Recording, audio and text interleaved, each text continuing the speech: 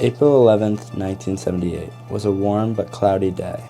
Tired of hanging out around their parents' houses, local teenagers decided to drive out to Plum Island to enjoy the scenery. They saw more than they bargained for. The four drove out to Parker River Wildlife Refuge, which is on the southern part of the island. The refuge is composed of more than 4,500 acres of pristine marshes, forests, and beaches. Deer, ducks, and other wildlife call the area home, as do ferocious greenhead flies in the summer. On that April day, the teenagers didn't see any wildlife at all. At first, they didn't notice. They were too busy walking along the path, climbing the observation tower, and enjoying one another's company. But after a while they were sitting up in the tower, they noticed how quiet it was. They didn't hear any birds. They didn't hear any other people. The only thing they heard was a strange clicking sound, which seemed to be coming from somewhere nearby. The teens continued to sit up in the tower. They heard the clicking go on for a while, and then it abruptly stopped. That's when they started hearing the shrieks. Like the clicks, the shrieks were coming from somewhere close to the tower. They were high-pitched and came in short bursts. They weren't made by a human crying out for help, but sounded like they were made by something else. But what exactly?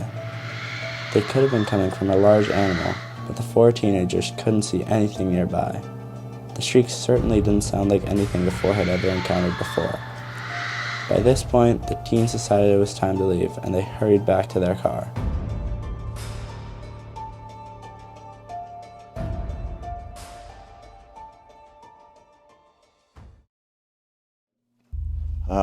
The first time I heard about Bigfoot was on the television show called Believe It or Not or something like that.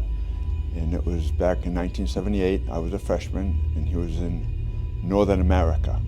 And the first sighting was in Washington, and then there was another sighting on the East Coast. So in 78 I was a freshman here and I played baseball.